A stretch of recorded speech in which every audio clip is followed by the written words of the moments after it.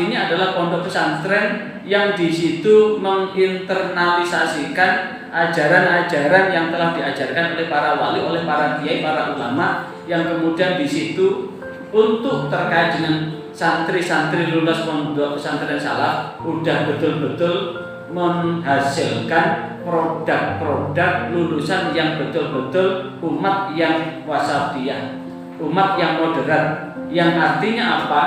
Santri-santri lulusan pondok pesantren yang mampu hidup berdampingan dengan umat lain, yang mempunyai cara pandang, praktek dan sikap beragama yang sadar bahwa Salam jumpa dengan Suluh Berkah Channel.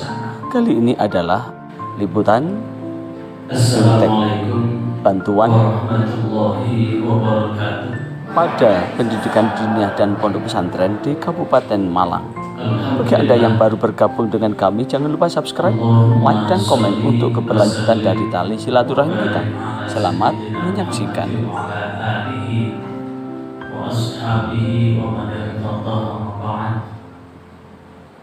Yang terhormat Bapak Kepala Kantor Kementerian Agama Kabupaten Malang, yang dalam hal ini dihadiri sekaligus diwakili oleh Bapak Dr. Kiai Haji Muhammad Arifin MPD. Yang saya hormati Bapak Kasih Bedi Kontren Kota Malang, Bapak Kiai Haji Sudirman MPD. Yang saya hormati Kasih Bedi Kontren Kota Batu, Bapak Kiai Haji Chandra.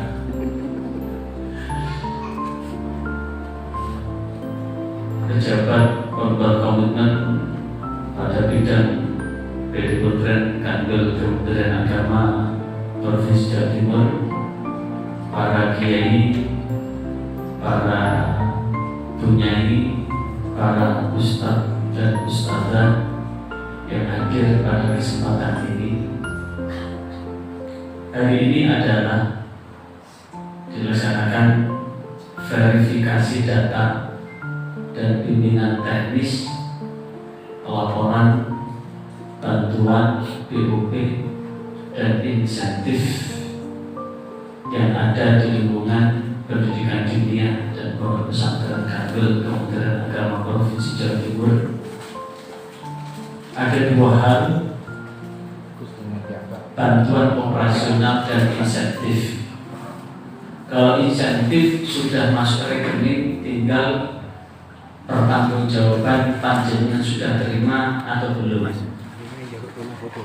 Panjenengan sudah terima apa belum? Kalau sudah terima, maka ditandatangani tanda bahwa pernyataan bahwa uang itu sudah masuk di rekening masing-masing dengan ditandatangani di atas materai 10.000,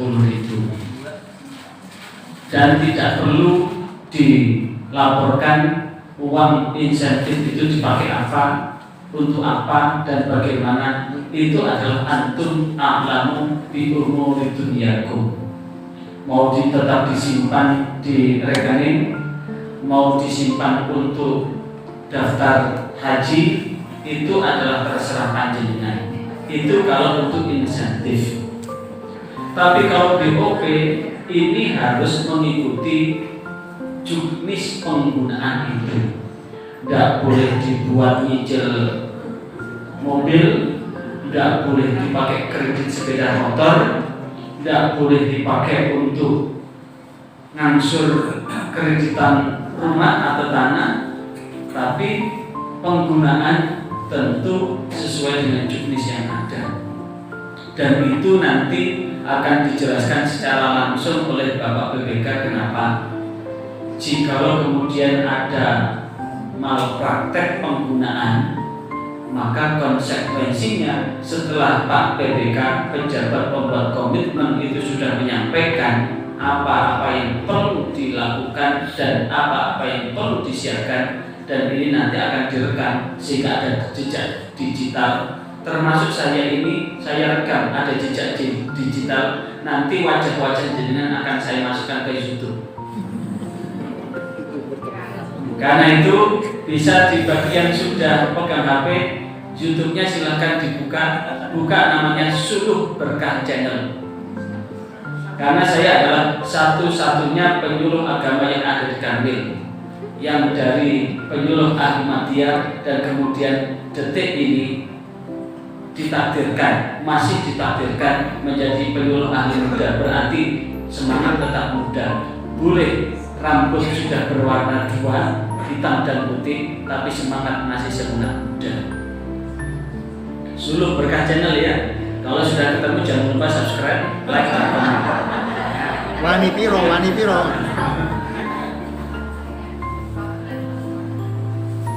Dan jikalau nanti ternyata ada hal-hal yang tidak sesuai dan itu nanti ada temuan, maka panjenengan naudzubillah, kalaupun toh disuruh untuk mengembalikan, siap-siap untuk mengembalikan. Kenapa? Walaupun 10 juta itu ternyata juga pernah ada sejarah yang sangat menyenangkan untuk bantuan di tahun 2020. Ada beberapa daerah yang mendapatkan pengalaman ini, apakah pengalaman yang menyakitkan atau pengalaman yang menyenangkan atau pengalaman yang menyenangkan, tergantung di mana orang itu menerima. Karena apa? Dari beberapa orang yang sampai detik ini belum keluar dari pondok pesantren At-Taubah karena melakukan malpraktek terhadap BOP itu bisa nikmat karena apa? Masuk di pondok pesantren At-Taubah tidak pakai bayar, makan, minum, tidur gratis, tapi tidak enaknya tidak bisa ketemu dengan keluarga begitu. Dan itu adalah bagian yang memang menjadi pelajaran yang sangat berharga buat kita. Karena itulah bantuan ini tolong nanti dipertanggungjawabkan sesuai dengan juknis yang ada, dan bagaimana caranya dan bagaimana apa yang perlu dipersiapkan. Nanti panjenengan tanyakan sejelas-jelasnya. Pak PPK nanti akan memberikan waktu secukupnya untuk bertanya sejelas-jelasnya. Kalau tidak ada yang bertanya berarti sudah paham semua. Kalau sudah paham semua berarti Pak PPK nanti sudah namanya gugur kewajiban. Masih ingat kan buat Pak Yai Bu Nyai tentang kisah orang tua yang ditakdirkan masuk surga? Baru di depan pintu surga, tapi ada anak yang menjerit, protes, tidak boleh menentang dan protes kepada Allah, kepada orang tua yang ada di depan pintu surga itu. Ternyata cerita itu adalah cerita anaknya. Dia menjerit karena merasa bahwa dia, anaknya yang ada di dalam neraka itu, merasa tidak diingatkan manakala berbuat salah. Setelah itu Allah memerintahkan malaikat, apakah betul bahwa anak itu tidak pernah diajari untuk berbuat benar sehingga dia meninggal dalam posisi su'ul khotimah? Ternyata benar. Dan orang tua itu kemudian dari mau masuk surga berganti menyusul anaknya masuk neraka. Artinya apa? Itu adalah iktibar. Pada kesempatan ini Pak PPK itu sudah memberikan kesempatan untuk bertanya. Manakala nanti ada kesalahan atau malpraktek dari laporan, maka panjenengan yang bertanggung jawab atas semua itu. Pak PPK sudah gugur kewajiban. Walaupun nanti Pak PPK akan ditanya, tapi Pak PPK sudah menyampaikan bahwa sudah saya sampaikan. Saksinya ini Yai Sudirman, Yai Arifin, Yai Chandra, dan saya juga menyaksikan sudah menyampaikan itu. Artinya apa? Barang yang tidak banyak itu jangan sampai kemudian ada pertanyaan, itu baru di dunia, belum pertanyaan di akhirat. Karena itulah pada kesempatan ini, walaupun toh hanya segitu, tapi ini adalah menunjukkan bahwa negara sudah hadir. Sekali lagi, negara sudah hadir, dan itu pun kalau dibandingkan dengan jumlah lembaga pendidikan, kalau taruhlah contoh LPG di Kabupaten Malang ada berapa ya?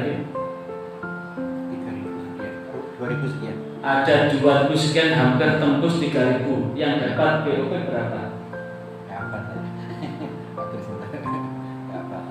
Nggak lebih dari 100, paling sekitar di bawah 50. Kalau taruhlah 50, sementara lembaganya ada 3000.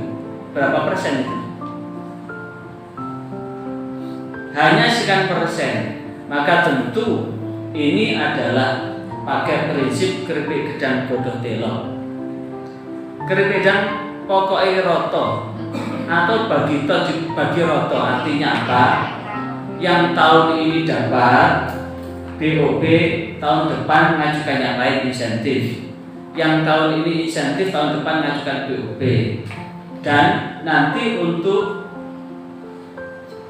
verifikator, untuk apa itu namanya, operator, nanti akan nandai, oh ini tahun 2023 sudah dapat BOP.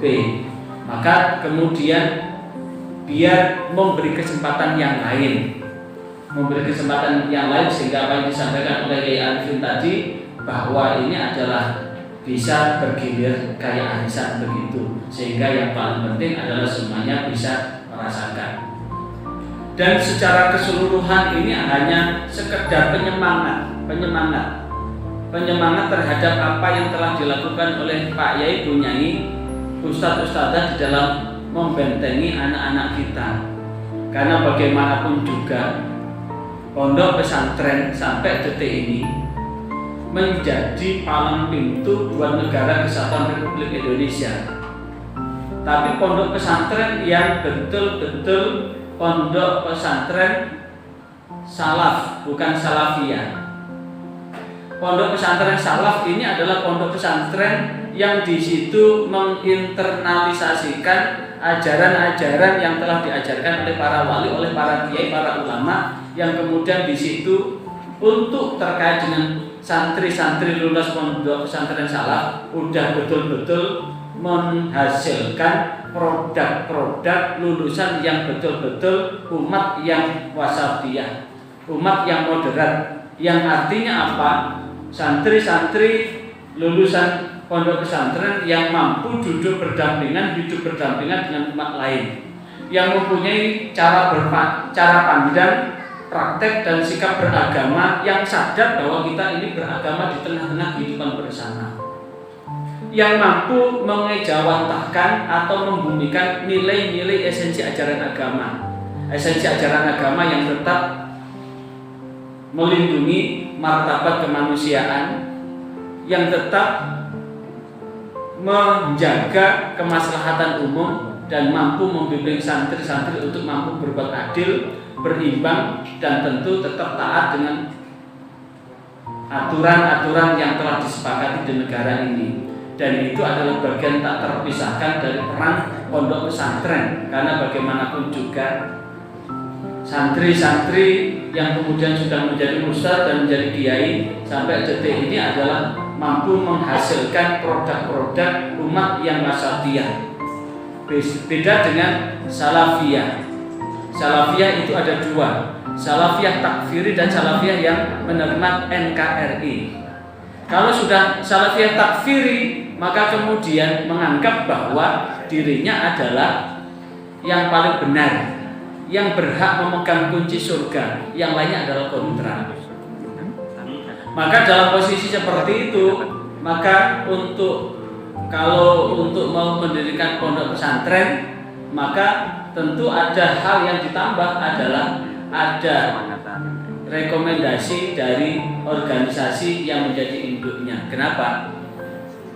Afiliasi kemana? Kalau itu adalah afiliasinya ke NU, maka harus ada surat dari PCNU. Kalau afiliasinya ke Muhammadiyah, maka harus ada surat dari PJN. Kalau afiliasinya ke LDII, maka harus ada surat dari LDII. Kalau kemudian mengajukan tidak ada afiliasi kemana, maka ini dimungkinkan adalah akan menjadi kelompok-kelompok transnasional. Dan kita tidak ingin muncul kemudian ada pondok pesantren yang mengajarkan santrinya yang tidak mau upacara bendera, yang tidak mengakui bahwa negara ini adalah negara yang aturan-aturannya diakui, yang kemudian menganggap bahwa negara ini yang tidak berdasarkan dengan sebagai negara Islam menganggap bahwa Indonesia adalah negara tauhid. Jangan sampai seperti itu. Dan panjenengan punya andil yang besar di dalam hal untuk apa? Membentangkan, membumikan nilai-nilai moderasi beragama. Dan mulai dari Taman Pendidikan Al-Quran atau Lembaga Pendidikan Al-Quran adalah kontribusi yang paling besar. Ustadz-ustadzah TPQ yang merupakan warasatul anbiya adalah orang yang punya jasa besar, yang mengenalkan rukun Islam, yang mengenalkan rukun iman, yang mengenalkan syariat, fikih, dan kemudian akan mengenalkan Allah, mengenalkan tata cara ibadah, mengenalkan bagaimana membaca Al-Quran dengan baik dan benar. Itu adalah energi yang sangat besar, sehingga apa yang diberikan oleh negara ini belum berbanding dengan energi yang panjenengan keluarkan. Tapi paling tidak, ini adalah bagian yang penting di dalam rangka merawat bangsa dan negara kita ini menjadi negara yang mudah-mudahan senantiasa Allah takdirkan menjadi baldatun thayyibatun warabul ghafur, negeri yang gemah ripah Allah jinawi, yang Allah pun akan senantiasa membentangkan ampunannya. Dan kemudian kalau kita sadar betul, kalau kemudian kita betul-betul memahami dan menguatkan moderasi beragama di tengah-tengah kehidupan berbangsa, bernegara dan bermasyarakat, maka tentu melalui pendidikan diniyah dan pondok pesantren ini akan jauh memiliki andil yang besar. Kenapa? Karena ada 3 hal yang perlu disikapi di dalam membimbing umat yang moderat. Yang pertama adalah bahwa ternyata dalam kehidupan di negeri tercinta ini masih ada orang yang menganggap bahwa dirinya adalah orang-orang yang paling berhak masuk surga, yang kemudian ada terus klaim merasa bahwa dirinya paling benar, sehingga kalau dirinya paling benar menganggap yang lain adalah salah. Siapa yang tidak sama dengan apa yang dipahami dia, maka yang lain adalah salah. Dan sampai detik ini masih ada. Mudah-mudahan perilaku ketika ada orang yang tidak sama masuk ke masjidnya di bal itu tidak ada untuk di malam raya ini. Dan mudah-mudahan semuanya adalah membimbing yang sama, semuanya adalah umat yang punya martabat kemanusiaan. Ada yang tafsir keagamaan menganggap bahwa tafsirnya paling benar sehingga yang lain salah, dan ada semangat keberagamaan yang tidak selaras dengan negeri tercinta ini. Yang inilah yang kemudian akan menjadi titipan buat panjenengan Pak Kiai, Bu Nyai, Ustadz dan Ustadzah untuk membentengi anak-anak itu. Dan yang paling penting adalah ketika orang tua sudah tahu anaknya sudah bisa berjalan, sudah bisa berbicara, maka tentu mereka akan dengan serta-merta akan menitipkan putra-putrinya kepada panjenengan untuk diajari, mempelajari, untuk bisa membaca, menulis huruf-huruf Al-Quran, menulis dan membaca Al-Quran. Dan ini akan menjadi energi penting. Dan insya Allah nanti kami akan mengetuk panjenengan pada tanggal 2 nanti, tanggal 2 Januari nanti, selaras dengan jelang Hari Amal Bakti Kementerian Agama. Nanti ada Khatmil Quran bin Nazar. Khatmil Quran bin Nazar. Mudah-mudahan nanti ada pengurus FKDT ada yang menjadi pengurus FKDT. Nah, nanti kita akan untuk di lingkungan pendidikan diniyah dan pondok pesantren, kami akan mendata nanti. Misalkan FKPK Kabupaten Malang nanti akan mengkhotamkan Al-Quran berapa kali khotaman. Untuk FKDT akan mengkhotamkan Al-Quran berapa khotaman. Untuk FKPP akan mengkhotamkan Al-Quran berapa khotaman. Karena merujuk pada hadis riwayat Ad-Dailami, ketika Al-Quran dikhotamkan 60.000 malaikat akan hadir. Dan kalau kemudian nanti akan ada sekian ribu khotaman, dan yang kemudian khotaman itu di seluruh titik di 38 kabupaten kota se-Jawa Timur, di 666 kecamatan, di beberapa titik-titik lembaga pendidikan formal dan non formal semuanya dalam frekuensi sama untuk mengkhotamkan Al-Quran, maka akan ada setiap khotaman ada 60.000 malaikat, maka malaikat akan menutupi bumi Jawa Timur ini dengan harapan mudah-mudahan Jawa Timur akan senantiasa makmur, Jawa Timur senantiasa mujur, dan Jawa Timur akan senantiasa berlimpah rizki dan keberkahan dari Allah Subhanahu wa Ta'ala. Dan selaras dengan itu mudah-mudahan bala, musibah serta bencana mudah-mudahan dijauhkan dari bumi Jawa Timur. Penduduknya pun akan rukun tentrem, terutama di pilihan pemilu nanti, apakah itu pilpres, pilek, nanti semuanya apapun partainya, NKRI tetap harga mati. Apapun pilihan partainya, maka jangan sampai kemudian bercerai-berai, karena itu adalah pilihan. Yang atas sudah rukun, yang bawah masih masih satu. Dan jangan sampai terjadi pengalaman-pengalaman di masa yang lalu. Dan inilah yang kemudian melalui Khatmil Quran itu pun akan energi Al-Quran itu nanti akan kita arahkan buat bangsa dan negara ini. Mudah-mudahan siapapun presidennya yang terpilih, siapapun DPR-nya yang terpilih, semuanya tetap memikirkan buat kemakmuran dan kesejahteraan bangsa Indonesia dan mempertahankan NKRI itu. Kiranya ini yang dapat kami sampaikan, dan kami ucapkan terima kasih kepada Sahibul Bait, yaitu kantor Kementerian Agama Kabupaten Malang yang telah menyiapkan ukur rapat dan sebagainya. Kami tim hanya menyampaikan jazakumullah ahsanal jaza, dan yang terakhir mudah-mudahan semuanya selamat dunia hingga akhirat. Sekian, walaupun wassalamualaikum warahmatullahi wabarakatuh.